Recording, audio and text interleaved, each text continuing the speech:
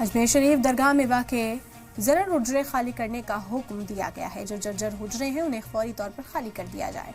दरगाह नाज़िम मोहम्मद बिलाल ने ये नोटिस जारी किया। भारी बारिश के मद्देनजर हुजरे और कब्जे हटाने के लिए नोटिस दिया गया।